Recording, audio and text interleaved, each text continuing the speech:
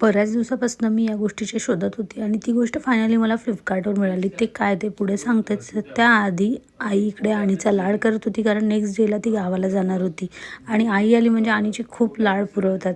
बिलकुल तसंच, जसं असं म्हटलं जातं दूधपेक्षा दुधावरची साय ही गोड लागते, तर त्याचप्रमाणे त्यानंतर इकडे आणीचं औषध रेडी केलं आणि गौरव आणि आई बाहेर गेली होती. तर ते आल्यानंतर त्यांनी छान नारळाची बर्फी आणली होती, ती खात होती मी आणि गौरव आल्याबरोबर इकडे आणीचा लाड करत होता.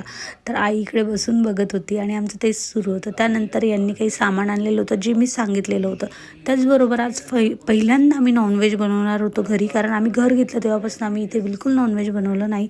पण मी म्हटलं चला गौरवच्या इच्छा किती दिवस मारायची, म्हणून मी त्याच्या इच्छेसाठी आज डिसाईड केलं की चला आता नॉनव्हेज बनवायचं. म्हणून मग मी नॉनव्हेज बनवायला घेतलं. त्याला म्हटलं चला चांगलं छान वॉश करून दे. त्याने मला वॉश करून दिलं आणि मी इकडे बनवायला घेतलं. आता आमच्या इथे कधीही नॉनव्हेज बनलं तर ते बनतं फक्त माझ्या हातचं, कारण प्रत्येकाला माझ्या हातचं नॉनव्हेज आवडतं. सो आज माझं एक पार्सल रिसीव झालं होतं. त्यामध्ये हे असं मातीचं भांडं आहे, जे की मी बऱ्याच दिवसापासून मार्केटमध्ये शोधत होती. आहे ना की मला या साईजमध्ये बिलकुलच मिळत नव्हतं आणि फायनली मला ते फ्लिपकार्टवर मिळालंच. आता मी हे कशासाठी बोलवलं आहे, कारण मी नेहमी दही लावते, तर मला दही लावायसाठी एखादं असं भांडं होतं. आता तुम्हाला माहिती असेलच, जुने लोक नेहमी मातीच्या भांड्यामध्ये दही लावायचे. तुम्हाला या भांड्याची लिंक हवी असेल तर मला कमेंट नक्की करा, मी शेअर करेल. तर असा होता आजचा दिवस. चला भेटूया, बाय.